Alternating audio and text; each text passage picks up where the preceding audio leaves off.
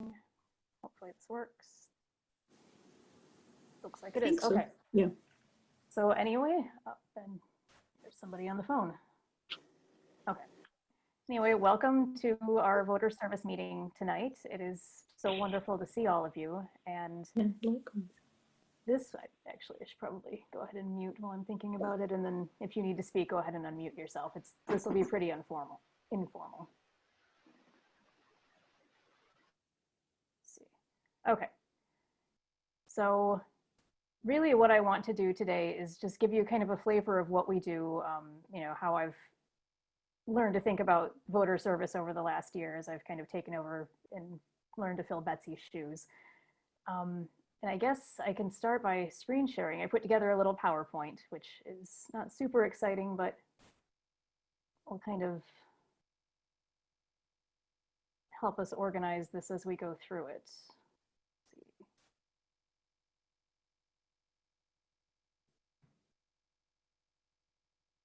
All right. Oops. Okay, so I guess, you know, there are sometimes some questions about what exactly is voter service. So the League of Women Voters has two main arms, advocacy and education.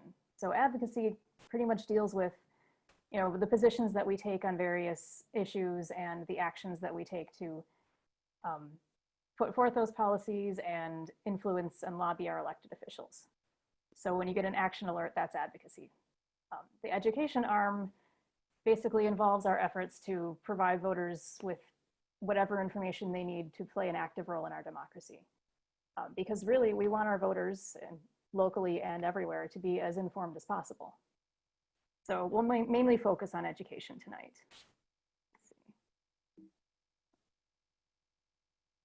So why are we holding this meeting? Honestly, we need you. And, you know, if I had any Photoshop skills whatsoever, I would have tried to put my own face in there, but you get the picture. So you might be asking, how can I get involved? Because, you know, especially if you're new, it can be a little intimidating to just jump in and try to figure out where you fit into this organization. But the fact of the matter is that we run many projects throughout the year, every year. And all of these projects are fun and engaging, and you meet lots of people, and they require different skills and talents and levels of commitment. So really, there is a place for everybody in voter service if you want one. And it's most helpful for me to kind of break down what we do over the course of a year, because I'm a planner. I like calendars and day planners and things like that. So it helps me organize voter service by thinking of it as, okay, January, February, we start out the year by producing our Who's Who Your Elected Officials pamphlet, those little pamphlets you've seen at libraries and various city locations. In February through May, we work on youth voter registration, where we go into the high schools and educate the seniors about voting and their rights as voters and how to register. And then in April through October, we work on Vote 411, our online voter guide, and our print voter guides, and also candidate forums as necessary, depending on which elections are occurring that year.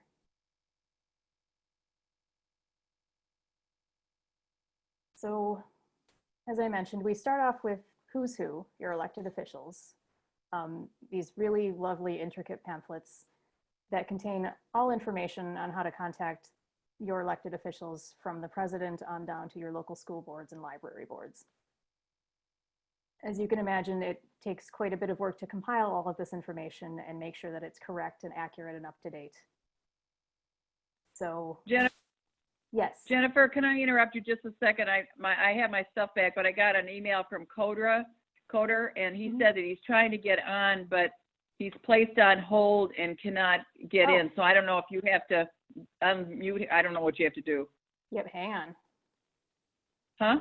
Hang on, yes, I'll take care of it. Okay, thank you. Sorry.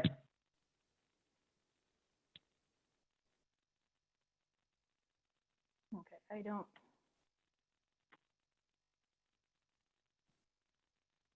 Is he in the waiting room, Mary Jo? I don't know. Did you have to do anything to get me in? I had to click to let you in. I don't see him in the waiting room. Well, let me answer him, see if he's still there.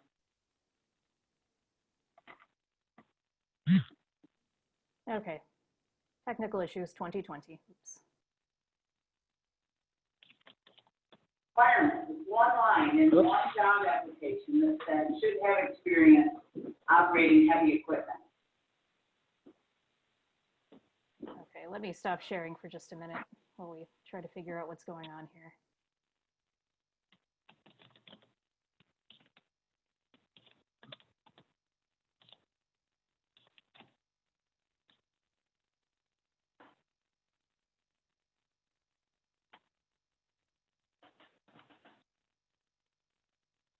Okay, Mary Jo, when he pops up in the waiting room, I'll let him in. I'm going to go ahead and keep Yes. going with the meeting for now.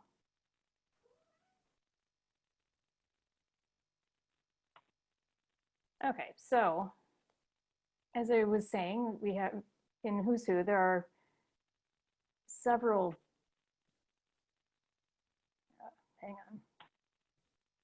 That's just me. You Okay, can wait. that's fine. Sorry. Clicking on different parts of the screen and, okay. So in the Who's Who, there are various roles. The main roles that we need, where we need volunteers, are proofreading and distribution. Those are both really big jobs. And I asked Tricia Yoakum and Jennifer Teller, who are the project leads, to talk a little more about what they do and how this project works and where they need the most help. So I will exit screen sharing. If Tricia and Jennifer, if you want to go ahead and step in and talk a little bit about how you run the project and where the most help is needed, that would be great.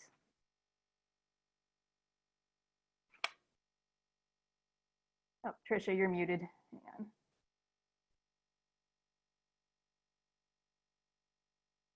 I will unmute you. I got it. Can you hear me? Yes. Okay.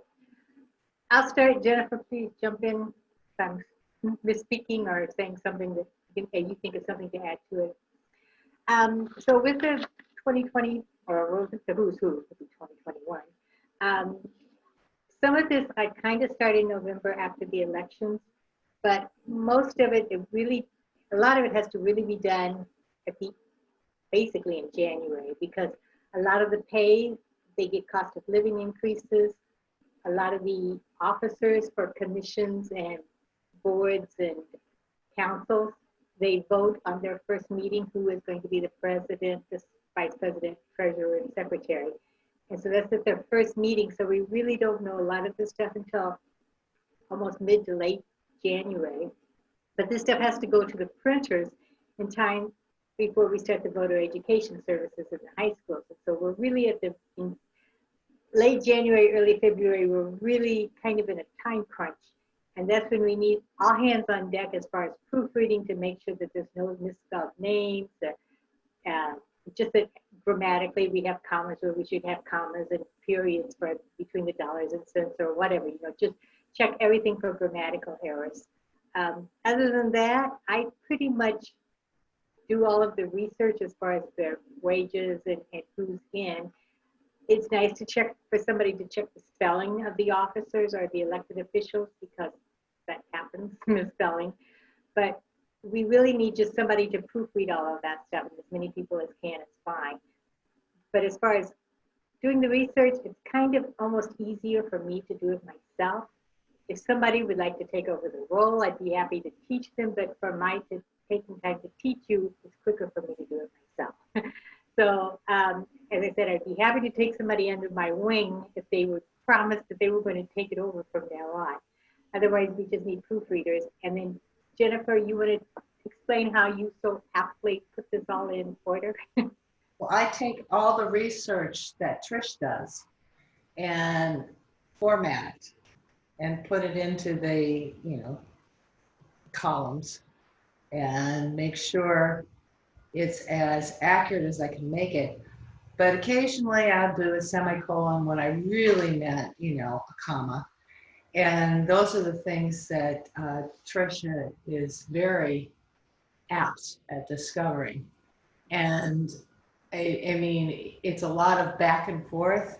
I don't mind it, we work well together, but it would be nice to have another eye, because I think by the time the two of us are finished, we're so sick of it. But we're very proud of the product. And then after that comes the distribution. And prior to all this starting is where the board and the president come in, because they do solicit the donations from the community to support the activity. So, like I said, the proofreading and the distribution would be marvelous. And I'm sure the board and the president would be more than happy to have someone do the letters and follow through. And we also have someone who then puts it onto online. And I think that's Adel. And I don't know, but I'm assuming he's going to do it again in the future. But that, if not, that would be another opportunity for a volunteer, somebody who has computer knowledge, to put it onto our website.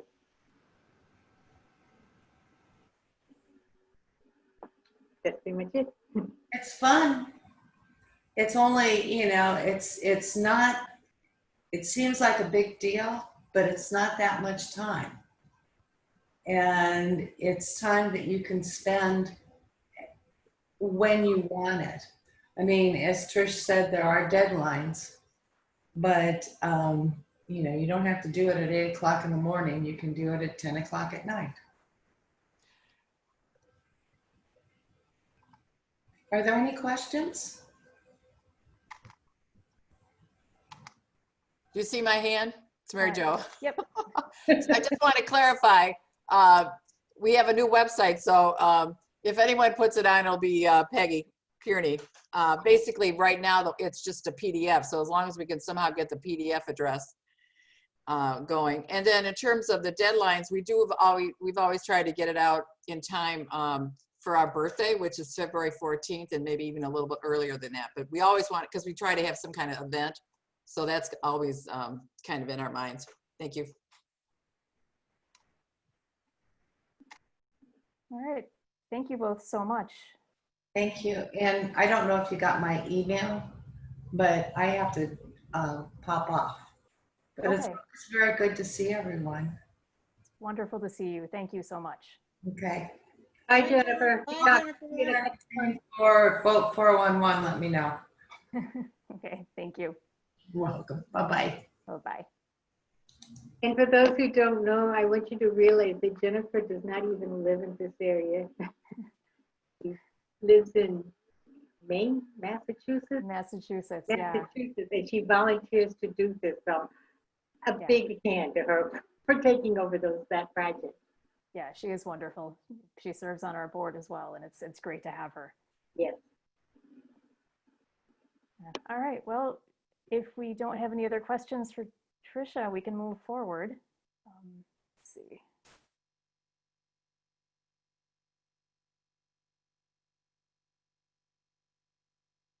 All right. So our next big project in the year is youth voter registration. And this is always a pretty popular one. It's how I got involved in the league. I think it's how many of us get involved in the league. And this one is actually really fun. It's a project that we run in tandem with Access, and the social service organization in Dearborn. And we visit all of the local high schools, public, private, and charter, as they allow us to. Obviously, this year it was not possible to do so.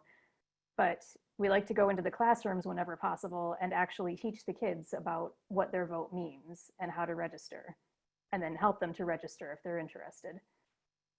So it's just, you meet a lot of people during this project. You get to feel like you're really going into the community and making a difference. So,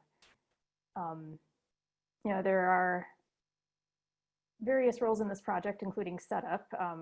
One of the big things that I thought of was materials prep, because there's a lot of materials that go into this. You're taking voter applications and pens and various other informational materials to all the schools. And so you have kits and forms to fill out and things like that. And then there are, of course, in-school visits. And depending on the size of the school, sometimes we need dozens of volunteers. Fortson High School, we we're there for 2 days and it's a big project. So this project is led by Laura Dudgeon, who is here, and Isra Durese, who is both a league member and works at Access, and who is not here tonight. So I will let Laura take over now. And Laura, if you want to unmute yourself and go ahead and talk about what you do and where you need the most volunteers. Hi,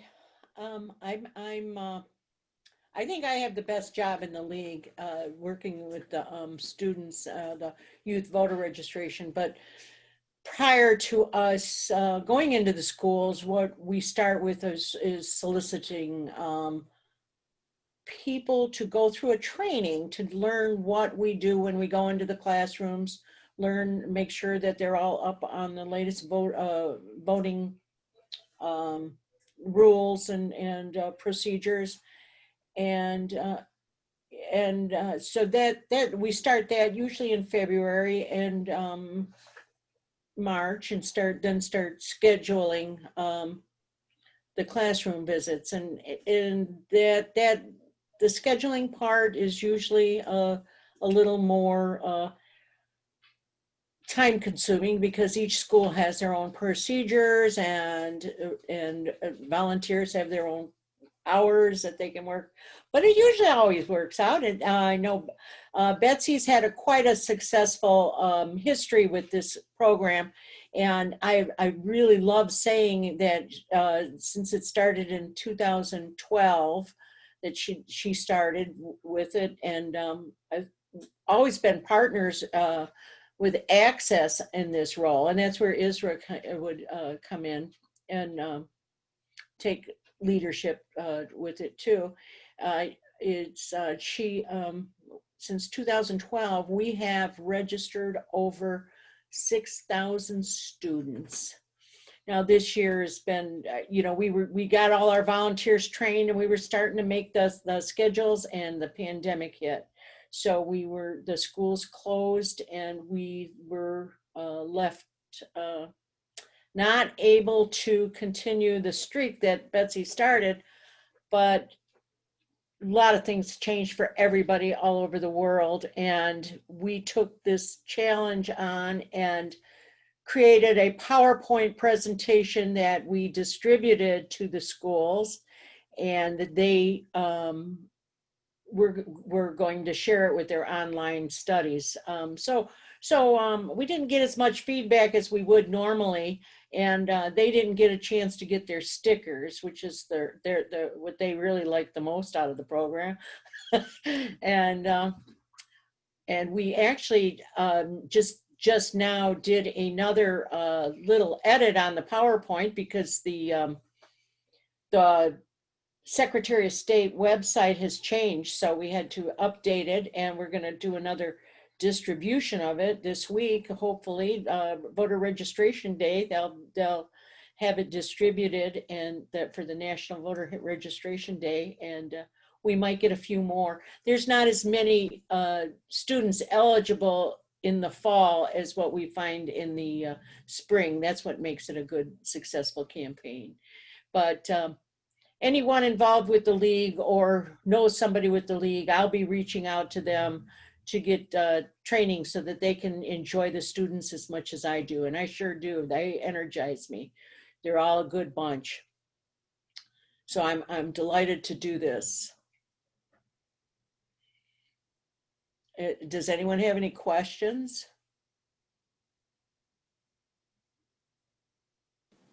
Yeah, Laura, I do. This is Larry.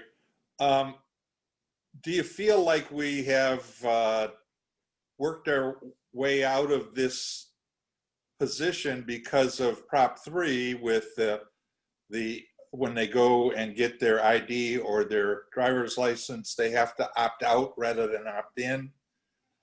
So a lot of people are automatically registered that way, and the online registration, that makes it a lot easier. I think what we did with Prop 3 is we just made it a lot easier so that people don't have to do the paper and pencil route anymore, and that there will be less people, including high school seniors, that will need to do this? Or are you feeling that it will still need to be done? I think it still will need to be done for more than one reason. And when you said the driver's license, when they get their driver's license at 16, I don't know that they would automatically be registered at that point. They would have to go through a renewal before they'd get an automatic registration on the driver's license.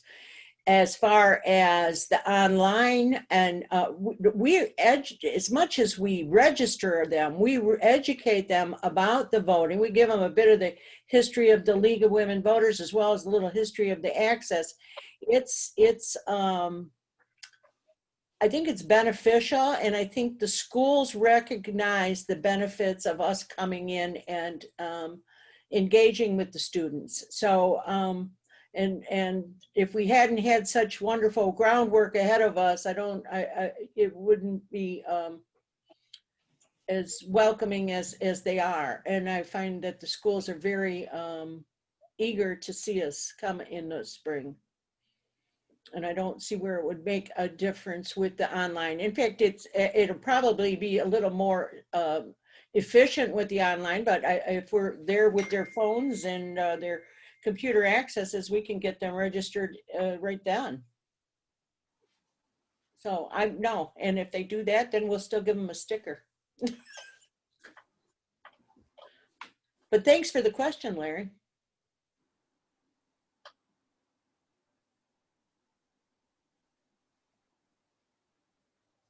Could I ask a question, please? This is Geraldine. Hi, Geraldine. Hi. Do I understand that you're not going to be doing anything then now, this time before November in the high schools in person? Is that correct? Yeah, we're not going to be in person. That for sure. Right. And right now, I mean, just the Dearborn schools, that's 3 high schools. I know they are not in session. They're right. No, I just Mhm. wondered if, there was any, no. But we did we're sending the PowerPoint again to them.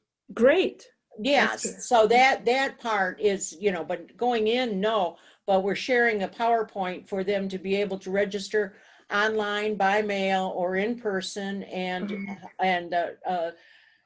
about the election and absentee voting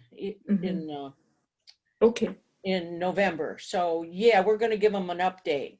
Okay, thank you. And so we're hopeful for some other time in the future. Yeah, well, yeah, it all depends on how the... Right, yeah. right. Yeah. Okay, thank you. Thank you.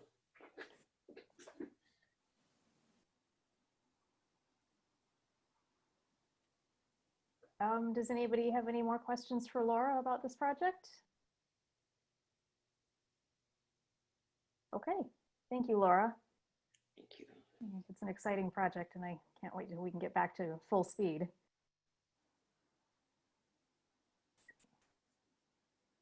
All right, so now we move forward to Vote 411 and our print voter guides.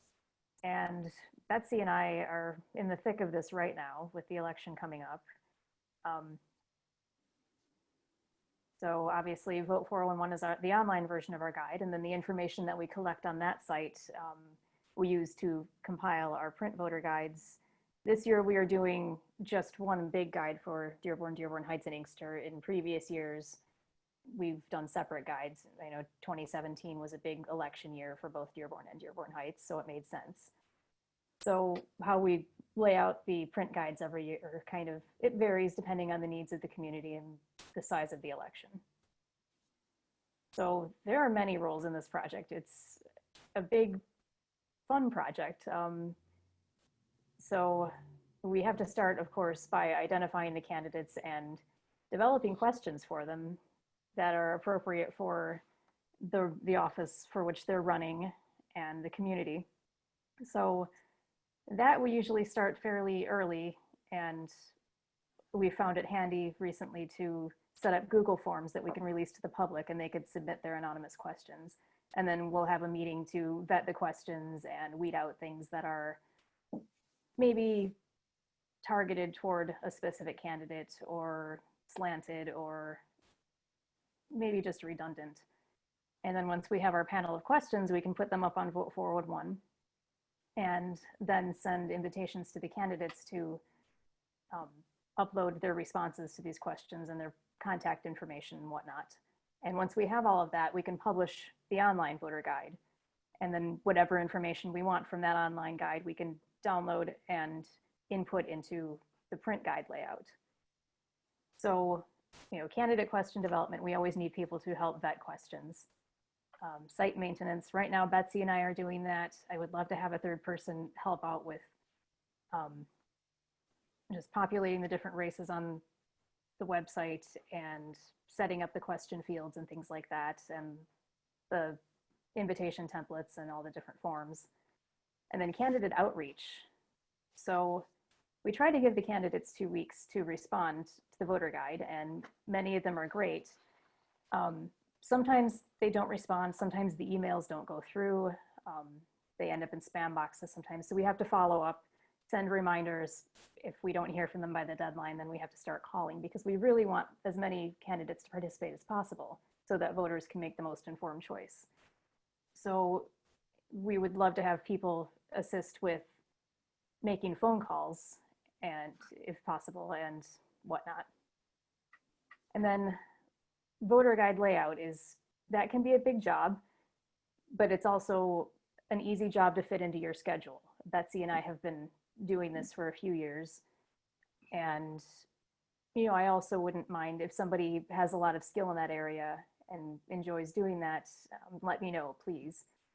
Because it would be wonderful to have another person take over some of the layout responsibilities, especially next year, which will be a big election year. And of course, Really? Sorry, what was that? Or did somebody have a question or a comment? Oh.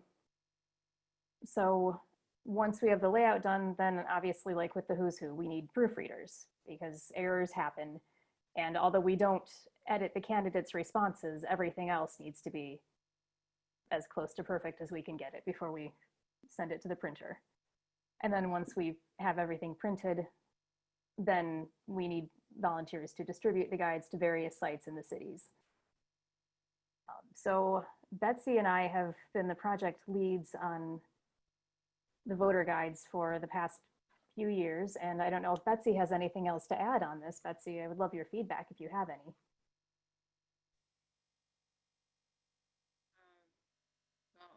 I've been involved in this for a really long time. Yes, well, we've been sharing the job for a few years, but We've yeah. been sharing it, and you've been actually taking the real lead on it, Jen, and you've been doing a wonderful job. So it's not been a lot for me. I think that at this point, it's going to, you know, I'm not sure how much more there's going to be needed for your print voter guides, right, for this year. And next year, I thought I heard somebody kind of say like next year's a big year. You know, the league, every year is an election year for the league. And so, because there's elections every year. And so the big ones that everybody thinks about is the presidential every 4 years. And obviously this one is monumental. But there are, the local elections keep us busy with collecting local information. And so there's going to be city elections. And that makes it a really big deal on the years that are the odd years when there's not, you know, the federal elections. So I did want to mention that. And can I say a word about, a little more about, like, can I talk about the state voter guide? Please do. Because this voter guide is 40 pages, and I was the editor of that the state did, and that covers for everybody who lives in the state of Michigan. Those are the races. It includes all the statewide races. This year we didn't wait for the president. Normally the president's responses would be in here, but their deadline is tomorrow to get their responses back, and that would have postponed the state voter guide. Of many of you who have distributed voter guides in the past know that we distribute usually our local voter guide before, and then we go around again and distribute the state voter guide because it takes longer for that to come out. So this year we didn't wait for the president. we went ahead because we thought this year, there are so many elections made, this is our first year of major changes in the election process using the Prop 3 and other changes that have been made that are just wonderful for having access, making it easier to vote in Michigan. And we're really proud of what the League of Women Voters has done all over the state many of you were involved in those petitions to change that. So this is really, you can't probably see because this is really a project that is Vote 411. It collects all the information. What's not in here, besides the president, that's statewide are the 110 state House of Representative races. And if you know there's going to be mostly 2, 3, or 4, sometimes 5 candidates for each one of those 110 races, you'll know why we didn't put them in the state voter guide. But they are online, and that is going to be going live in the next few days. So you'll be seeing all, everything that's in this voter guide is online. But we want to, and then we added a lot of information to it this year about voting regulations, answering your Q&A, a lot of information because we thought it was really an important year to give out lots of information. And we are wanting it to go, many people can go online. Young people generally can go online and look up Vote 411, and they'd rather than do a paper voter guide. But for many people, especially older people or people who don't have access to computers, having this in print is a wonderful thing. Having a tear-off section is the last page, that you can write down, once you make your choices, because we're urging, lots of people are working on trying to make sure everybody is able to vote and everybody does vote. But the League of Women Voters adds another layer. We want you to be an informed voter. So we want you to know who the candidates are. So that's what I have to say. All right. Thank you so much, Betsy. And yes, that is exactly what I meant when I said next year will be a big election. I'm already thinking ahead because we have in both Dearborn and Dearborn Heights the elections for mayor, city council, clerk, and treasurer. So that will be quite a hefty job in terms of collecting all of the information from the candidates and even just being able to contact all of them. So, I got a question. Yeah. I didn't mean to cut you off. I cut you. Okay. Betsy, I'm one of those people who like it in print because then I can underline things and star things and compare and contrast much easier than switching it around. But my question is, there used to be, I'd always get them at the library, and of course we can't get them at the library. How are you going to distribute these so that, it's just kind of a shame. I think it's going to be hard to distribute them to as many people as we have done in the past. Do you have any suggestions? We do have, for the state voter guide, we actually ended up printing more voter guides than we did 2 years ago. Because when we contacted libraries around the state through their cooperatives, they wanted to, even those who only have drive-by services, they wanted the voter guides. And in fact, I got a last minute one, can you add 600 more to our order? So there's a lot of excitement and interest. And we are giving some to the food banks in the middle of the state. And I have an organization, I forgot the name of it, that took some for the Detroit and Flint areas. And we have for homelessness, we have we're reaching out to people who want want access to be able to vote, people who are newly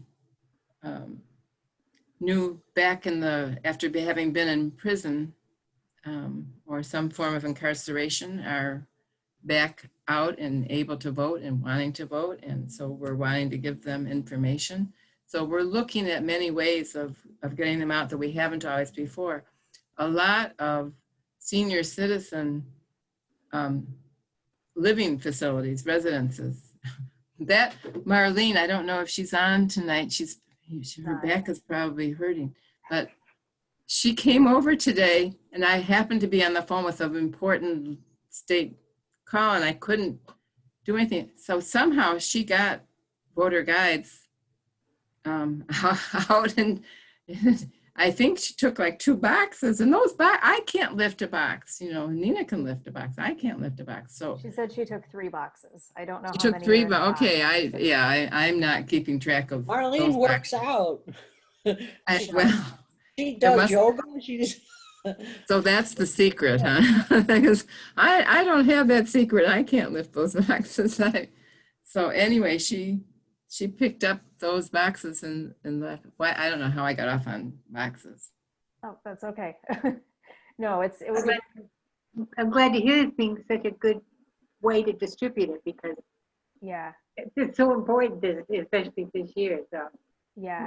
Well, you know, one other thing I want to say about the senior citizens is that I have a friend who moved out to Canton to a senior citizen facility, independent living, but she doesn't know anything about Canton. She's lived in Dearborn all her life. And so all of a sudden she's got all these races that she doesn't know. And I had to, because I can't go see her, I had to mail, print out pages from the Canton for Vote 411 for her area. But that made me all the more just conscious of the fact that a lot of seniors are coming from other areas who are in these facilities, and they don't know the local candidates, the state candidates for their state house representative or U.S. congressperson. They may be in totally different, have come from a different area. So that really is, I think, if we end up with loose ends, that certainly should be an option. Can you leave them stacked there, like at the I'm not sure. I thought that they weren't leaving any magazines, paperwork out, or how's it I being? think you'd have to call the facility, the place, to find out what they're, would they be interested? Would they? I know that the library, we have someone on the state board, Tara Moon, who is a librarian, and she checked into that the Library Association hired some firm to find out how to handle how long you can touch, and the coronavirus is likely to be a problem. And apparently spreading something like this around, which are, they've not been really touched, outside, so you're really pretty safe touching newspaper type materials like Yeah, that. to give a little more detail at the local level, I've been in contact with city clerks in Dearborn Heights and Inkster who will accept guides. I assume George Durrani in Dearborn will as well, although he hasn't responded to my email yet. And the library director in Dearborn would really like to accept guides, and she's willing to talk about what that will look like when she comes back from vacation at the end of the month. So we should be able to distribute somehow through the Dearborn libraries. The Dearborn Heights libraries, I'm not sure yet, so that information needs to be obtained still. It's something that somebody could do actually as a volunteer if need, is to make phone calls to, yeah, absolutely. to different places to find out what their interest is Yeah. in having these voter guides.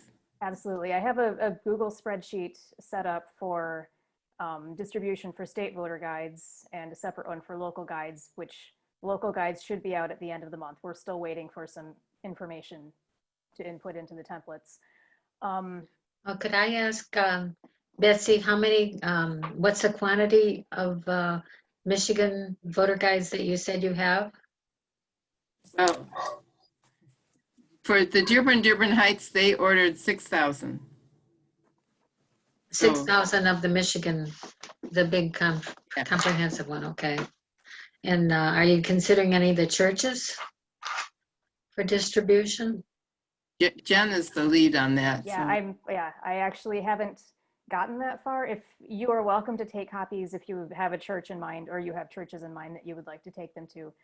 I honestly don't know what their policies are on accepting materials from outside at this point.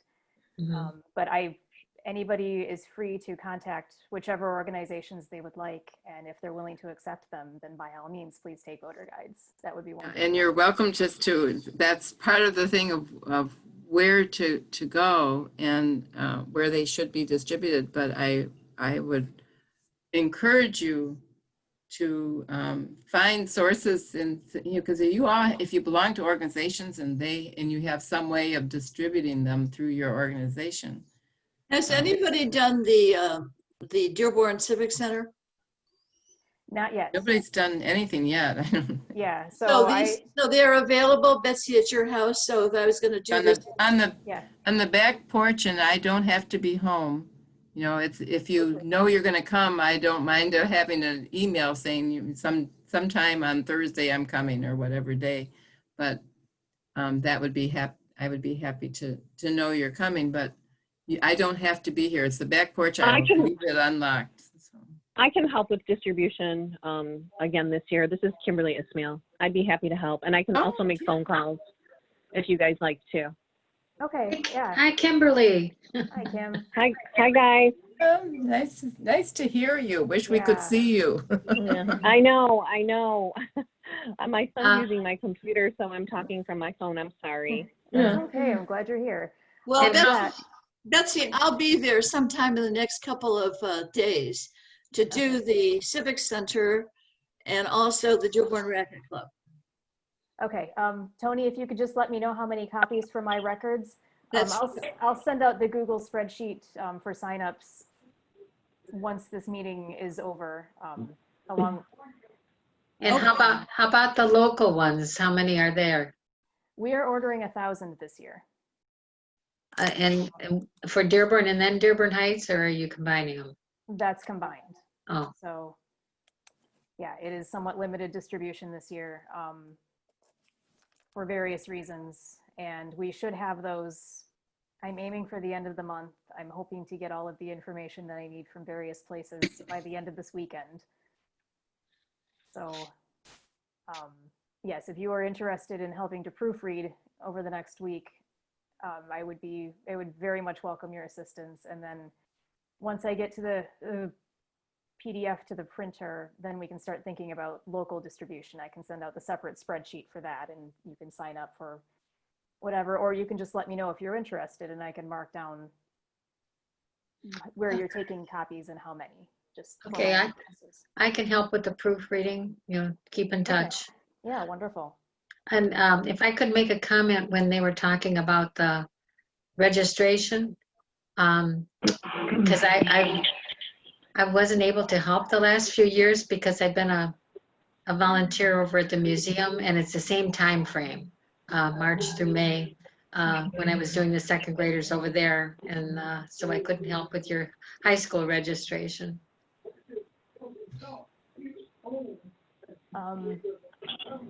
We'll get back to it, Mary. I'll make sure I reach out to you. I reach out to you normally, but I'll make sure you're on the list.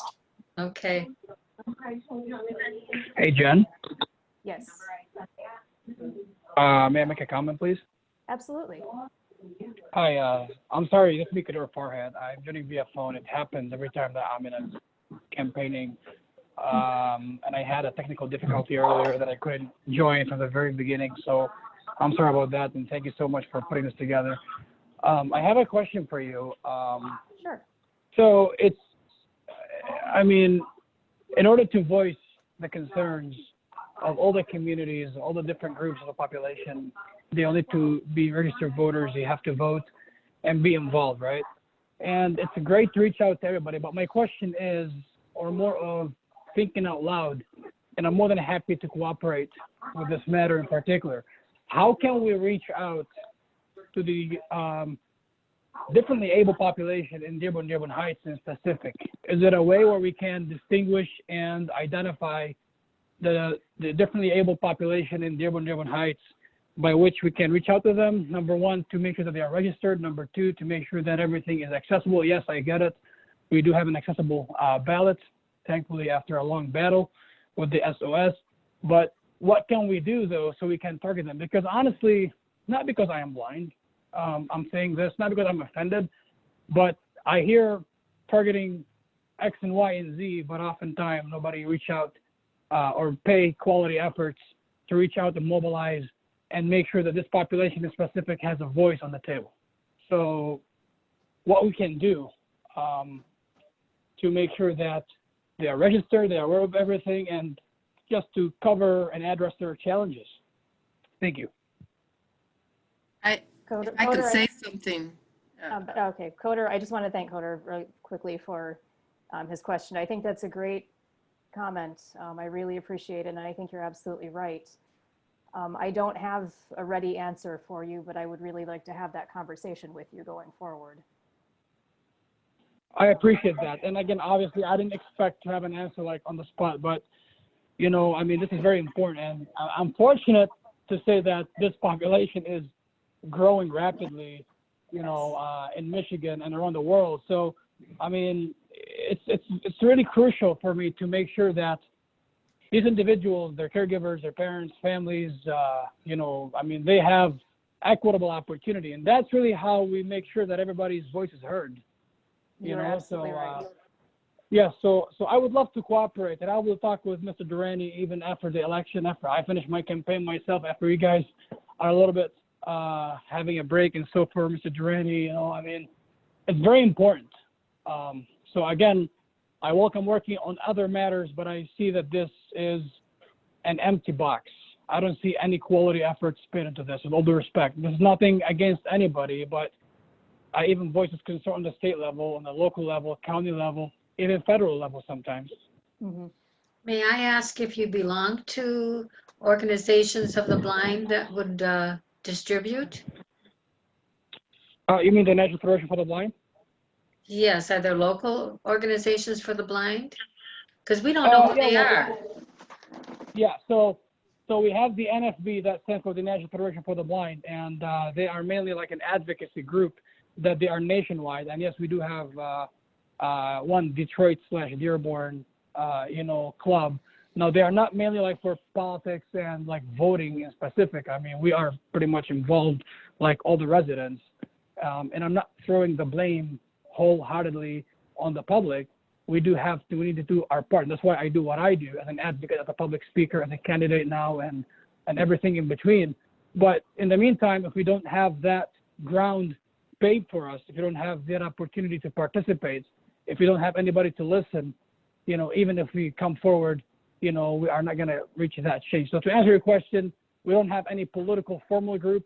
That's what I'm trying to establish here is, you know, to see if we can get a voter registry where we can identify somebody with a different ability and see, you know, how we can also make sure that they're included throughout the whole process. Can I say something now? I'm sorry, Betsy. Yes, absolutely. Go ahead, please. No, I also wanted to thank Coder for his ongoing advocacy on this issue. I always, in fact, try to think about the differently abled, and I find it really challenging because I'm used to working with groups. And so the question that Mary Bajaya asked was really the one that I was about to ask also, was about organizations, because it's easier to distribute anything, to get ideas and all that from, but I have often wished that somehow we had the time to have meetings and actually have a discussion with several people to talk about particularly reaching out. I'll be more than happy, which I appreciate your kind words, by the way. I mean, this is the least that I can do. I love to be the voice for the voiceless, regardless if they have a different ability or not. But I'd be more than happy to connect you guys with the National Federation for the Blind, you know, of Michigan president. You know, he's, you know, pretty much the statewide, you know, club president. And, you know, we see how we can cooperate all together and see, because this is very important, and especially with everything going on. But yeah, I'll be more than happy, but we have to, as you said, I mean, at least to designate some time and room to talk about it so we can, you know, draw something. And I'm always happy to cooperate anytime. Thank you. Thank you so much. Yes, thank you, Coder. Absolutely. Thank you. All right, so that is something really important that I will add to voter service going forward. So I think I'll try to wrap this up fairly quickly because we're approaching 8 o'clock somehow. I'm sorry for taking a lot of your time. I apologize. Oh, no, please don't. I really welcome the dialogue. No, that I appreciated the Thank you. comments too, because Yes. we always see somebody for the hearing impaired up there doing sign language, but we have no way of identifying where the blind people are. And that's why I thought if he had an organization that had a registry, that you Just so you know, just so you know, speaking of organization, this NFB that I'm talking about, they are the one that spearheaded the argument with our Secretary of State when she refused to issue an equitable and accessible ballot. See, I'm a Democrat, but I don't appreciate her when she wanted to exclude us. All right. So when a blind attorney named of Jason Turkish, and he's part of the NFB, you know, try to issue a lawsuit, at that point she decided to sit down at the table and have a discussion. I don't know why she didn't want to accommodate us in the first place. You know, so it's not against anybody, but I think this is heartbreaking. You know, I mean, to hear something on TV and see something else behind the closed doors. are you looking for something in Braille? No, not really. I mean, the discussion was, okay, now with the pandemic especially, we can't go in person. And let's say somebody who is blind is living alone, or they don't want to have anybody to know what they vote. You know, all what she wanted to do is, okay, yeah, have somebody to help you. Okay, what about I don't have anybody to help me? What about if I don't trust anybody? What about if I want to keep it to myself? I don't want to, you know, disclose to whom I voted and whatsoever. So it's all right, you know, to have an independent and as comfortable experience as like everybody else, you know. So now that she issued the accessible, I mean, I just pointed that out just to let you know that the NFB of Michigan led that initiative.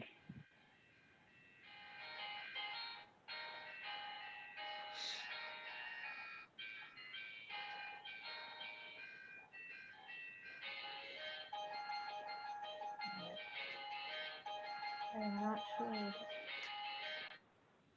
Okay. All right, I'm sorry. I tried to figure out where that music was coming from. Anyway, again, thank you, Coder, and I absolutely agree with you, and I would very much welcome those conversations with you and anybody else who is interested in this project. And Thank you. Just let me know. Again, I'm more than happy. I'm so fired up. You know, I mean, to get this done not only in Dearborn Heights, and not even Wayne County, but also state level. And I'm really working on that. And that's my next project, first thing first, on November 4th, right after the election. Okay, absolutely. Thank you. Thank you for that input, and we really appreciate it.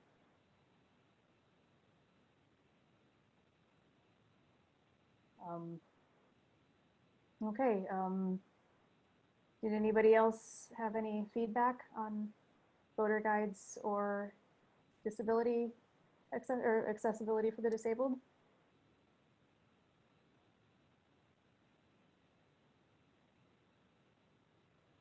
Okay, well, we will wrap this up in the next few minutes. I'll just talk briefly about candidate forums, which we try to hold, you know, especially for local elections, so that voters can have an opportunity to see and hear the candidates in person and submit questions that they would like the candidates to respond to regarding their platforms and their expectations about the roles that they're seeking.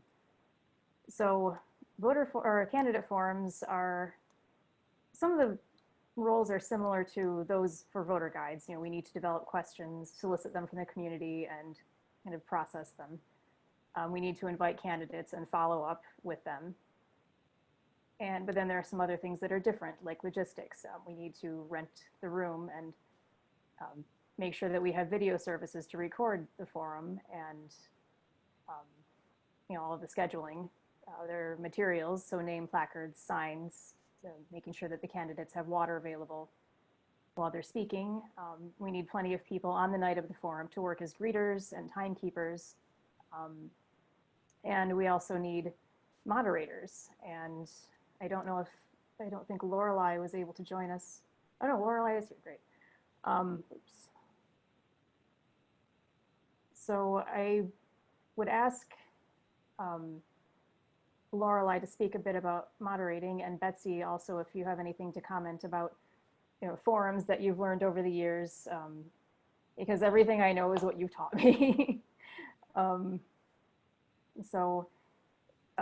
really we need people to help out in all of these roles, especially next year, because I anticipate lots of forums, assuming that we are able to do them normally again. And I would also like to have another moderator if somebody is interested in the job after they hear Lorelei speak about her experiences, just so we don't completely overwhelm her next summer.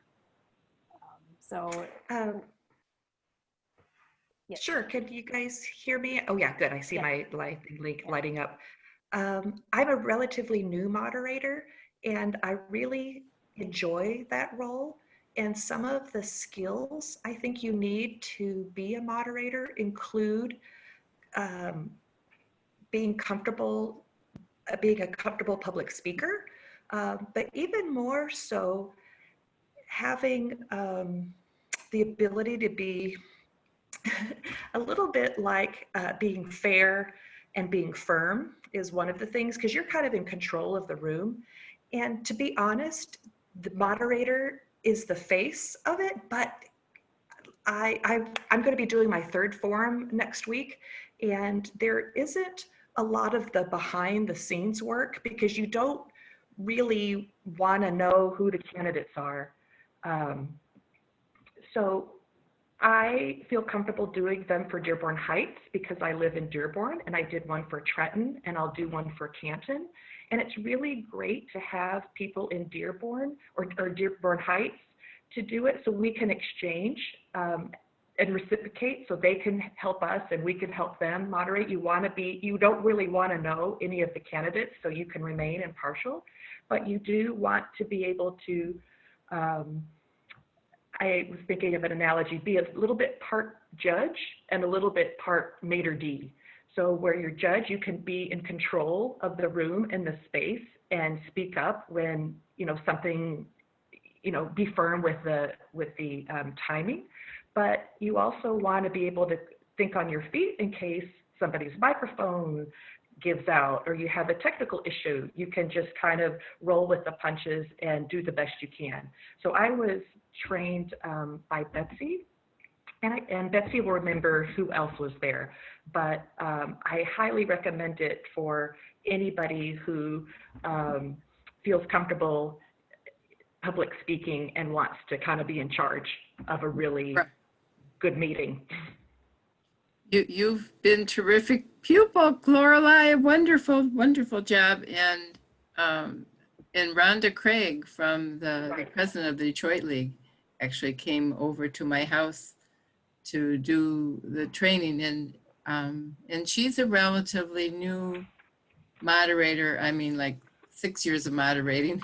Mary Pacheco was a very good moderator when she was back being president, and before she did a lot of moderating for many years. So it is really, moderating is a special skill, but it really is. And you really do have to be very firm with candidates. I think you handled, you said it really, really well. I've never heard it expressed that way, and I think it's brilliant. A combination of maitre d' and judge. Yeah, that's, yeah.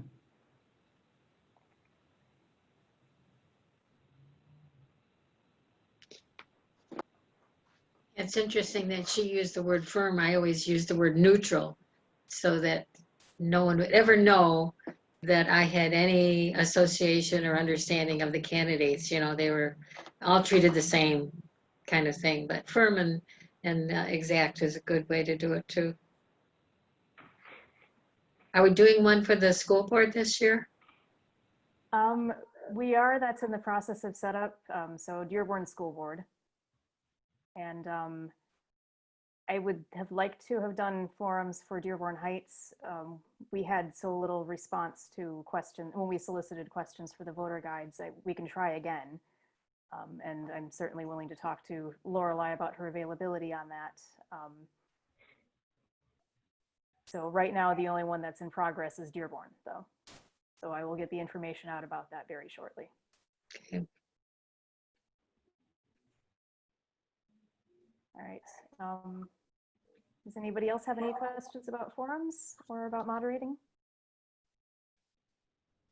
Okay.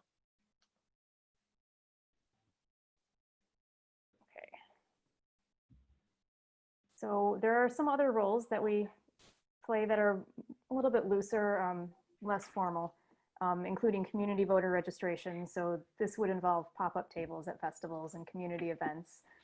In the past, we've done tables at local libraries in honor of Voter Registration Day. I would also love to have people help out with voter education meeting planning. You know, if we were to have a town hall about an issue related to elections or voting rights, it would be wonderful to have people help plan that. We also need people to help with communications, things like press releases to the local media and promotional materials like little bookmarks that we hand out or flyers for different events.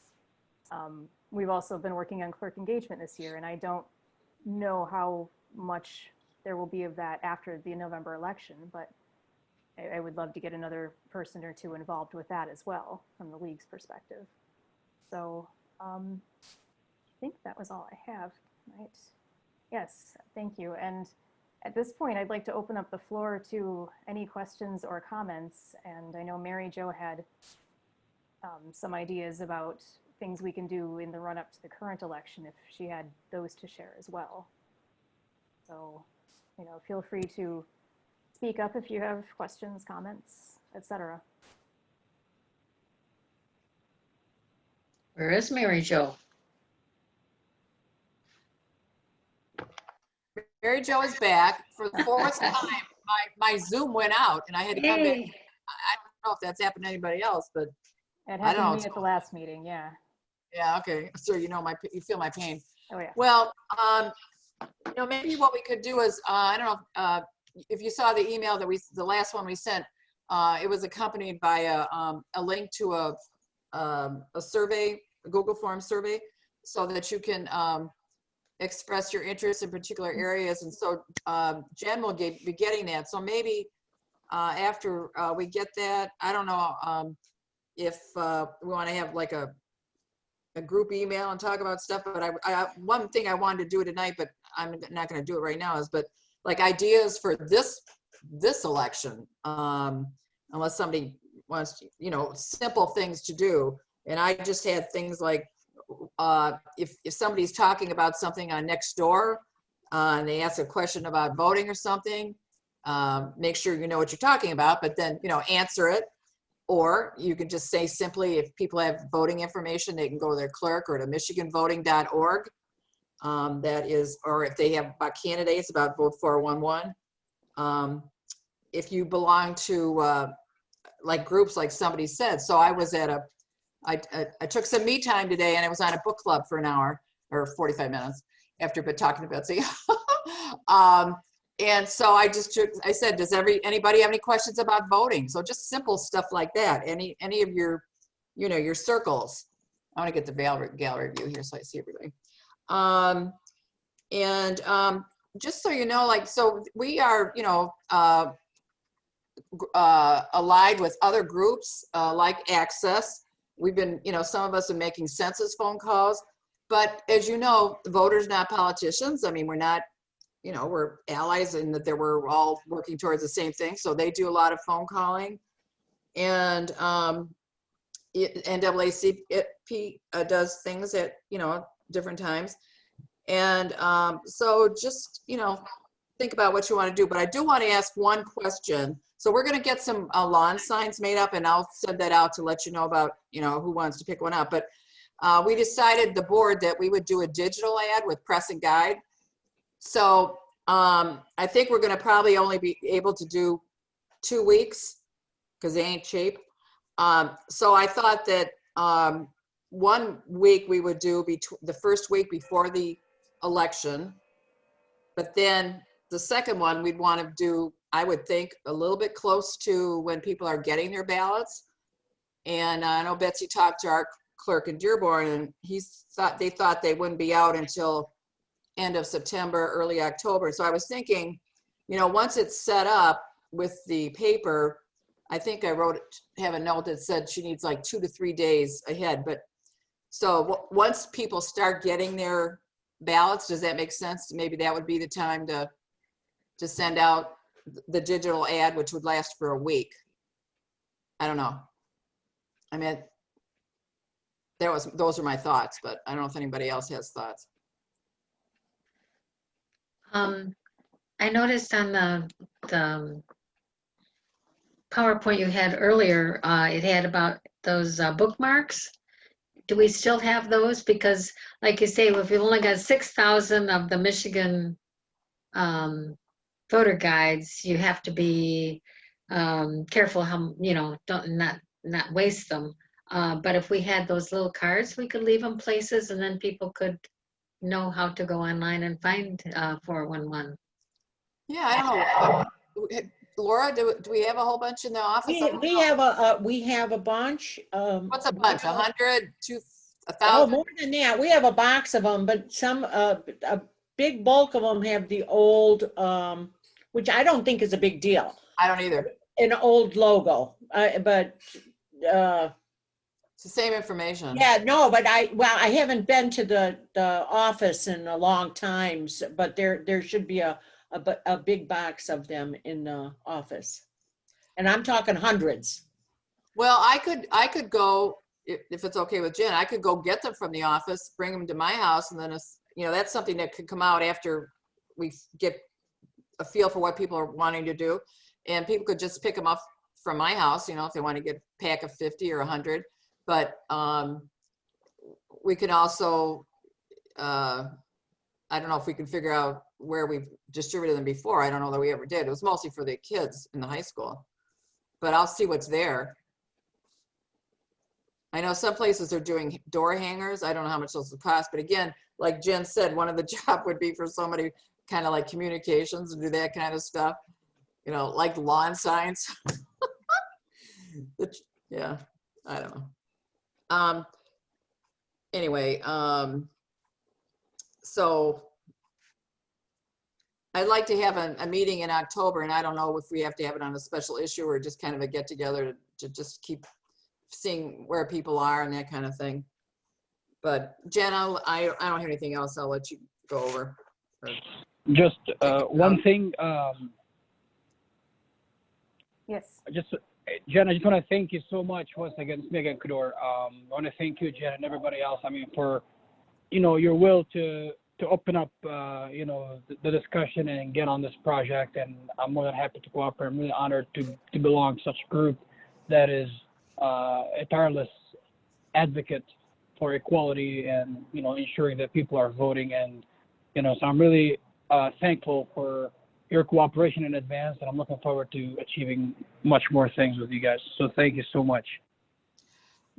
Thank you. I just want to say, going along with what Mary just said, you know, my dream has been that we would have like a distribution, you know, commander, and so be sort of in charge of all of it, and have, you know, people underneath you. You know, I'd like to have everybody have like a beat, you know, like that, hey, I go here and I go here and I go here, so I'll be responsible for those places. So anyway, if somebody, you know, likes to do that kind of stuff, that might be something, you know, they could talk to Jen about just kind of being in charge of it, and they would be creating that survey.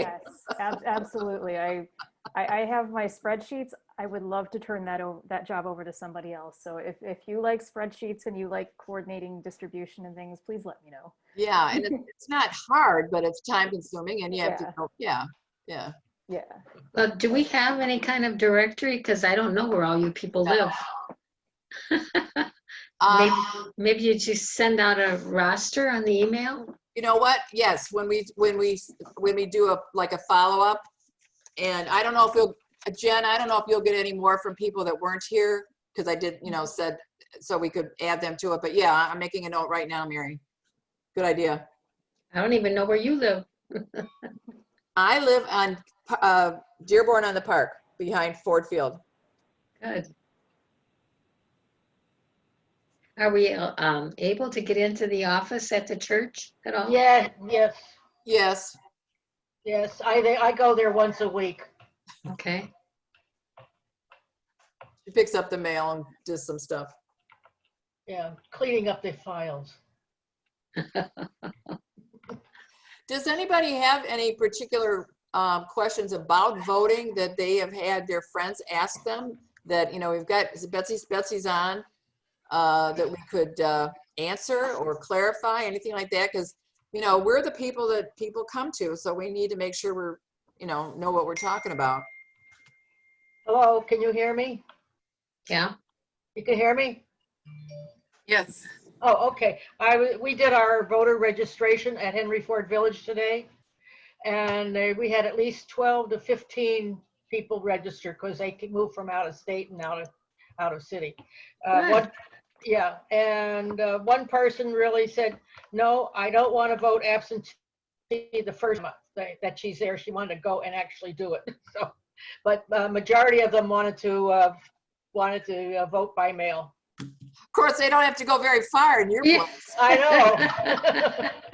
But they don't want to be bothered doing it that day. Henry Ford Village is a precinct, for those of you who don't know. It's a polling location, so they don't have to leave the facility. Doesn't matter if it's snowing or not. Right. And it's right across from the lunchroom. Can I take a second to just point out that we have 3 pretty new members on the call tonight. We have Colleen. Colleen, say hi, wave your hand. And Mary Sarb, who's a neighbor of Jean Martin's, and a very new member, Erica Mara. Hi, Erica. And you notice how young she is. Isn't it wonderful? And I was telling Jennifer Oliver that that you were a journalism major. I'm going to write her up in our next member thing. It's a lot of good stuff to add. So anyway, I hope I didn't miss anybody else real new. Okay. Nancy Johnson, you're pretty new. Thank you all for attending. It's great to see new faces. It's great to see all of your faces, honestly. Yeah, really. I wonder if I could speak to the issue of how do you check where your ballot is. Mary Jo, you sent that out in the newsletter, I guess it was. And people that I talk to don't know how to check their ballot, and neither did I until I saw that in the newsletter. And I went through it just to make sure, that it worked and all. With the integrity of voting being questioned, I think it would be desirable if we could figure out how to get that procedure out to more of the public. Well, and the other reason too is because, people are now calling the clerk. And, we could save the clerk's staff's time if people would just go online. So what I'm telling people, okay, so just for the August election, it literally said ballot tracker on the Secretary of State site. They've revamped it, looks real different. Now, if you go to mi.gov/vote, I think it says your voter information, and you click that, and I think, I should know this by heart, but I think it brings you right to that screen where you have to put your name in. You can't do much until you put your name in, and or you can put your driver's license. Then when you do that, though, you come up to a great page. It's got who your clerk is, and phone number, all that stuff. I think it has a link to the ballot. But on the upper half, on the right-hand side, it says absentee ballot. And then there are 3 different places for dates. So the first date is application for ballot received. So in my case, it says July 16th, because when I applied before, I said, okay, send it out to me for for August and for November, and permanently too. So it says right on there, July 16th.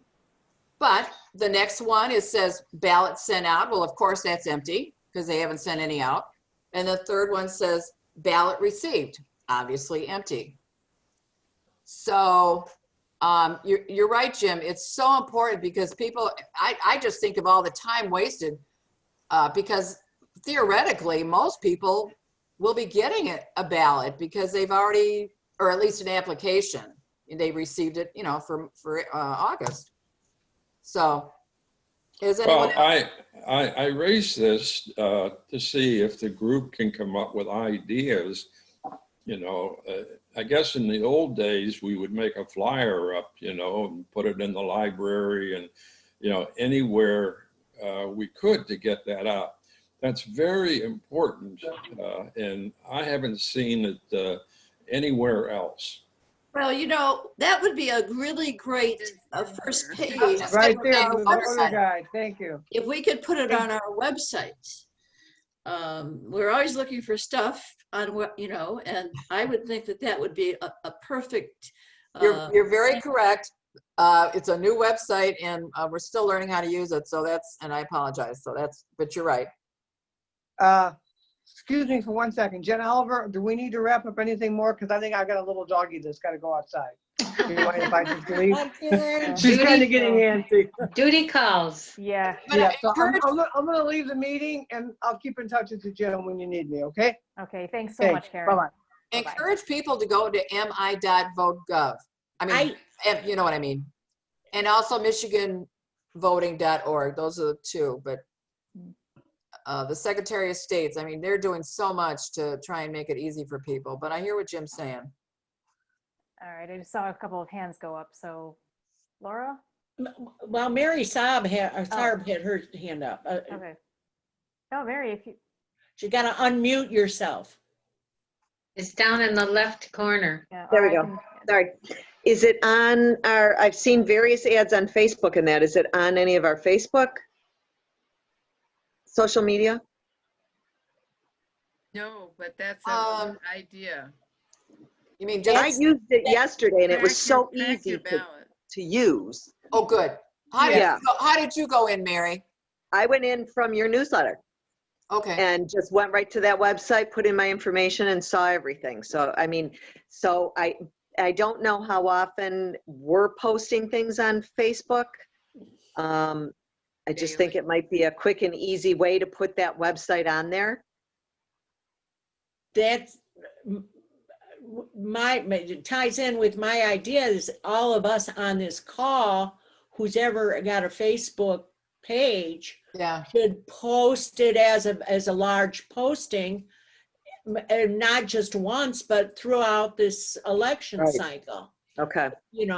I know I've posted on other people's, made comments on other people's, and they appreciate that direction for the check your ballot, especially since there's so much misinformation about the ballots not coming back or not being counted. You're right. It's important now, but it's going to be even more important that people see that their ballot's been safe. Yes. Yeah. Mary Jo, what about the sign, the electronic sign over by the center? Could the group get that flashed up there from now until election day? Well, I have to tell you, right now they have National Registration Day, so that's the 22nd, and they put it up right away. Patty was the one that was really into it. We could talk about, I could talk with Jen and Betsy about something, because, I don't think they're going to, I don't know.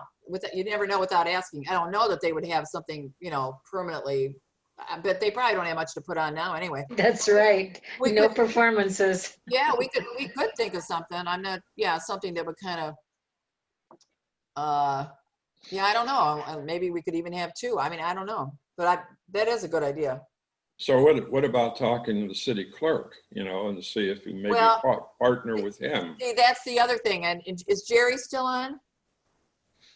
Jerry, yeah. So hopefully she's going to be talking with, and Jen, hopefully next week. And that would be, you know, tell him something that came up during our meeting. And is there something he could do to talk to the people that put the marquee up? What would be the messaging, and that the ballot tracker thing is so important? I don't know if Jerry heard you. Yeah, yeah, I will certainly write that down as a note and we could talk about that. Yeah. Because we're meeting next Wednesday. Right, yeah, and Larry will not be there, but Jen and I will be there, and we'll definitely. Because it mention makes that more to George. sense to have it coming from the clerk, that kind of, I would think, the thing, Right. a little more Yep. validity, but. That would be great. But they were so good about putting it up. Like, you know, they were within an hour, we were talking about what was going to go up. So that was kind of neat. Trisha, I see you've got your hand up. You're muted. In the left-hand corner, unmute yourself there. A question I had as far as voting absentee versus at the polls. When you're at the polls and you put your ballot into the machine, if there's a stray mark or something, it will reject it right away and you can correct it. But when you send something in absentee, and Mary Jo, you should be able to help me with this because you worked that part last time. What happens when a ballot is not accepted when it goes into the machine when we do absentee? Okay, and Tony has experience too, but I'll answer We first. do a modification. If you're able to, then a duplicate ballot is made, okay?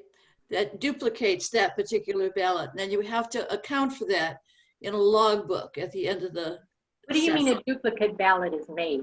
Like, okay, so Take another ballot, you have a ballot that it's empty, okay? Just like you do at the poll. She's gonna do almost the same thing at the poll. You take a blank ballot. Okay, so you say, okay? And there's usually 2 or 3 people that are watching this, and you transfer the notations from the ballot that was turned in to the new ballot, okay? And then you run that through. If it takes, then there's a record that a record is kept of the 2 ballots, the ballot that was rejected and the ballot that was duplicated. And then there's a form, or I should say there's a logbook that is turned in for that precinct. Okay, my experience was that the ones that were rejected, so I put one in and it would you know, look like it was rejecting it, and I think it came back and I could see that somebody had overvoted, and then like Tony said, there's a button you push and it does record it. I forget what it is. But another a big reason they're rejected is because people haven't filled out their ovals completely. So at my table, because we had some downtime, we filled in those circles, but I bet they're not going to be doing that on election day. Yeah. So, on top of that, you get very few. I think of the 4,000 or 5,000 ballots that we processed, we only had about 10 that had an issue like that. Okay, okay, and you're right. Could I ask what Tony was talking about what was wrong with the ballot that you would make a duplicate? We had a ballot. We had a ballot that the people actually punched out the holes. Yeah, yeah. Or it could be ripped or something. Yeah. Well, yeah, we had something like the that. other thing is that they go over the oval line. You know, the dot or the fill-in is too big.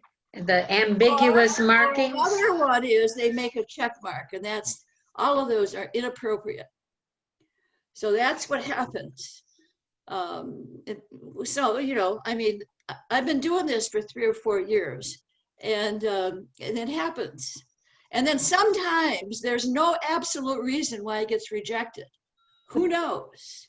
Maybe the stars are wrong at that particular time. And you try to run it through a couple of times, it doesn't do it. Then you got, you know, and so you make the duplicate. It's a very, very secure, and you don't do that many. Believe me, you don't do that. She's right. But another reason they're rejected, and if you're talking to people, some people rip the top of it. You know, like when you're in voting pull, you're supposed to rip the top off. But mean the now when number. it's absentee, it doesn't get counted because it doesn't have, because there's a number on there. Yeah. If you want some experience, come on, we'll do join us for absentees because we have a great time. Yeah. And one other thing, I had applied back in June or July or whenever you could first ask for an absentee. And it took a very long time before it ever showed up on, if you went to michigan.gov, because the city wasn't reporting that they had received the request for absentee. Now, once you send in the ballot, once you vote, it shows up almost as soon as they get it. But to sign up for the absentee, it took a month last. Well, in my experience, I sent it in, my application in pretty soon because I did it online. I wanted to see how it worked, but I did not receive it and Betsy remembers this for, I don't know, almost 3 weeks, 4 weeks. And so it did say on my ballot tracker, which isn't called that anymore, July 16th. And that's around the time that I received it. So, Well, remember, we're talking about a pandemic area. Yeah, Okay. no, I'm just saying. All right, so first of all, George had fewer people working absentee vote. All right, he had fewer people. And secondly, he normally sent out, I've not seen this in publication, but I asked him in front of the whole group, how many do you normally send out? How many did you send out this time? He says, we normally send out 5,000 absentees. We had 15,000 we sent out. We got 12 back. So I'm not criticizing him, I'm just saying. No, I'm just telling you. It doesn't show up right away when you apply. Well, I'm just saying, I think he has some manpower issues. Of course, sure. Okay? But when you hear your friends say, oh, I just call the clerk, if it makes sense, to encourage them to go online because, they're supposed to, right now they're getting these ballots together to mail out. And a friend of mine, she works in Canton, lives in Canton, they have volunteers going in and helping to put these ballot envelopes together. I know that the clerk engagement people asked George about it and he said, no, I'm never gonna do that. We're gonna have our own people. Well, the Secretary of State is gonna be doing weekly statistics about how many applications have been received. Ours showed that, and I don't know what the beginning date was, but it had, as of September 15th, that Dearborn had received, what was it, Betsy, like 1,800 applications and had sent none out. Dearborn Heights had received 3,000 something and had sent more than 2,000 out. So I don't know what's going on there. Well, you won't get your apps. If you were applied for one, you won't get it until the end of September, the beginning of October. Yeah, that's what Betsy said. That's the time frame. But I think our job is to, like Mary did, she read that in our newsletter and she tried it out. And so she knows it works and she can share that with people. And, yeah. Hey, could I ask a question of Betsy, because she's on the state wavelength. What do you think is going to happen in Detroit? Are they going to get enough help? I see that there is a lot of help being offered, and so they are working. I think I don't know if they're going to get enough help because it's a two-way street of wanting help and accepting help. Yeah, because I heard they wanted 6,000 workers. I think they want to have a bank too, a backup bank of people because, as you know, a lot of the people didn't show up, so they want to be. But what I've been hearing is that if you're younger and you don't mind, not working in your own city, and you would go, and you can show how many miles you'd be willing to go, we're suggesting that people sign up at michiganvoting.org because they'll put you, where they are really needed. And they work with the Secretary of State because the Secretary of State has its own website. MVP and your most valuable player, and that both of them are used. Actually, they work together. The only thing different that my understanding is if you do it through michiganvoting.org, you'll get a little more hand-holding. That's my understanding. But all their stuff goes over to the Secretary of State, so it's all, you know, together. But if you know you're going to work just in Dearborn or Dearborn Heights, then, you know, just call the clerk. Right, we're encouraging people. Mary, that's not unusual for people to work in a different city for absentees. Right. We have that in Dearborn. And initially, when I started this a number of years ago, a number of those people worked for Dearborn. They came from Trenton and places like that because we paid $5 to $10 more. All right. And I still know one lady who lives in, I think she lives in Trenton, and she still comes to Dearborn. She says she likes the atmosphere better. I don't know. But anyway, so that's not unusual. Yeah, well, but we're talking about going to places where they really need them, like. No, well, you know, but Yeah, we always need them. Yeah, but we always help work wherever you want, yeah. And in Dearborn, they've raised it to $200. So that's pretty good. And we don't know if the legislation's going to pass that allows for shifts. You know, I think it'd be great to be able to send some people home at 8. Who knows? You know, have people maybe start at 3 and go till 12 midnight, whatever it is. I don't know. This is the ballot counting. And it's great to have the high school kids. I mean, now in Dearborn, they closed the schools because many of them are voting sites. Is that true in Detroit? I don't know. Because if their kids are not in school, teenagers are great because they know how to use a computer. And that's what I think some of the older people get stumbled up on. Yeah, somebody was suggesting. Now, I know when I worked the last one for the school millage, the school was out, but the teachers were there. But, you know, it would be kind of neat to have the teachers off too. And so, you know, drag them into being poll workers. I don't know. George did say he's going to maybe try and get some of the city workers to work as poll workers. You know, maybe close down the civic center. I don't know. Or the administrative center. It's interesting that Verizon is giving the actual company wants to, they are putting in a huge effort in having their workers be available to help as needed. I just heard that yesterday. That's good PR. That's true too. I think Old Navy is also saying that they'll pay people because my daughter works for Old Navy. I've been trying to encourage her to do it. Even just because it's, you know, he's increased the money, it'd be better than some other stuff, but I don't know if she will. I think one thing I wanted to say earlier that it came up was that about voting in person, and people want the experience of voting in person. And that, you know, that September 24th on the books is going to be the first of 40 days of vote. You can vote absentee in your clerk's office. You can bring your absentee ballot if you've received it, or you can go there and get your absentee ballot. They'll mark off that you can't get your other one, and you can vote in person at the clerk's office. That is hopeful. This is like the first year that I'm aware that we are doing that, and that you can. Which date? Starts the September 24th until 4 o'clock on November 2nd. Oh.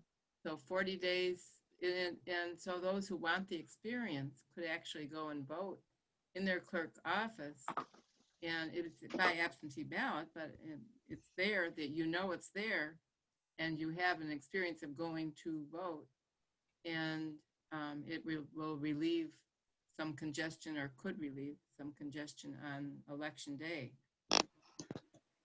That's really cool, actually, Betsy. I feel like we could make a graphic or something about that. There is supposed to be a campaign that's It's supposed good to messaging. absolutely show that September 24th, 40 days of voting. So, But also the idea that you are voting in person. oh, which yes, which reminds me of our photo op that we were suggesting. That we were, it was sort of an idea. Just thinking if anybody has their the League of Women Voters that looks like Superman T-shirts, that we were thinking that of getting it by the National Voter Registration Day sign up at the Ford Performing Arts Center and getting a picture of just a photo op that we could put in use for national, you know, something. And I wanted to, but we've got the construction, so I don't think we can do it. I wanted to actually at the same time go over and get a picture for the September 24th, 40 days of voting, that we are having an event, even if we staged it on the 22nd, because that's National Voter Registration Day. Well, you And- know, people could park at the library and then walk over. I mean, it'd take a few minutes, but I mean, it's just a thought. Because I did go by there today and it doesn't look very inviting. I know it's just like telling Betsy, there's only one lane and it's really narrow. So, you know, and that's going to last for 2 weeks. So it's just an idea. Well, those of us who work the polls always do our ballot that way. At least I have. The day we go for training, I go do my ballot. Just to clarify, Betsy, when you vote in person at the clerk's office, do you put your ballot in an envelope and seal it yourself as opposed to the experience of putting it in the machine? You Yes. put it. Oh, yeah. Yes.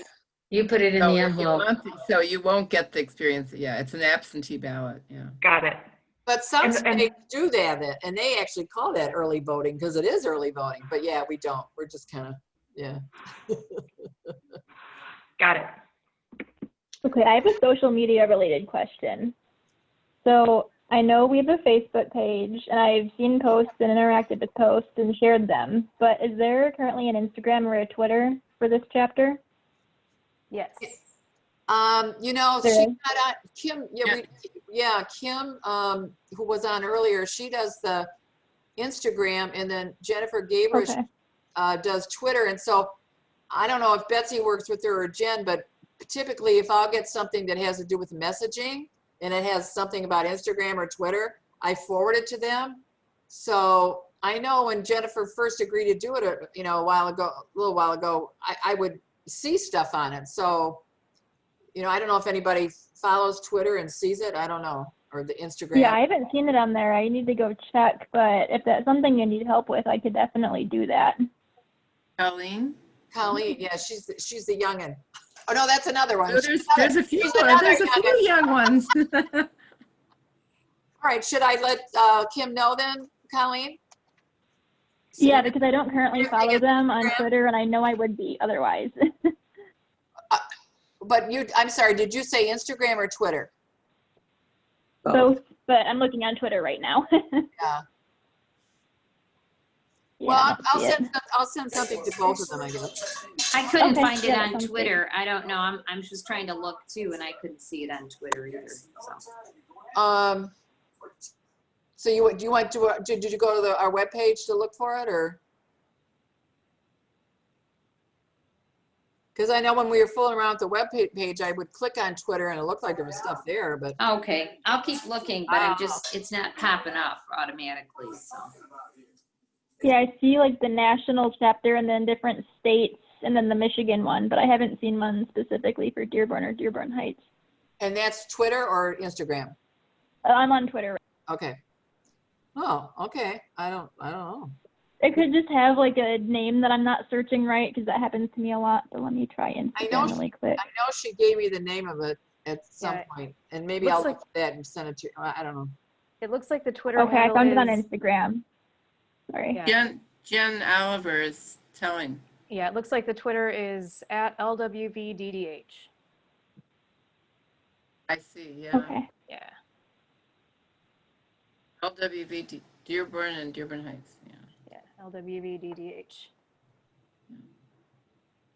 Yeah, and if there are any problems finding these, Mary Jo and Peggy have very thoughtfully included the links to the our social media accounts on the new website.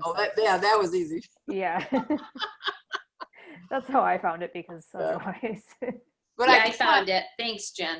I did want to say Yep, I found them too. that our newest member, Erica, you went on our website, which we just opened, so that's why there's hardly anything on it, but we're just learning how to do it. So that was kind of neat, though, that and that's how she heard about the meeting, And then she joined. I thought that was kind of neat because I couldn't figure out how she knew about the meeting. Since it was just for members. So you're that new, Erica. That's wonderful. Really, it truly is nice to see you. Absolutely.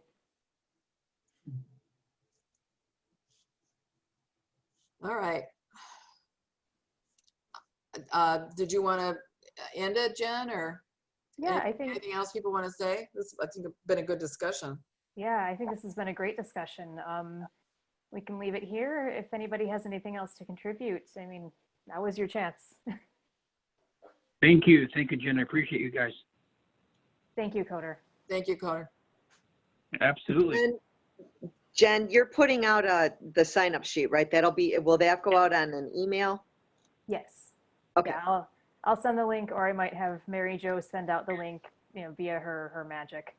Okay, thank you. But also, I'm trying to create my own spreadsheet of who is interested in doing what job right now. So if you fill out the link that came through in tonight's email about the meeting, there's a link to a Google form, and you can fill in your name and your contact info and just tick off everything that you're interested in doing.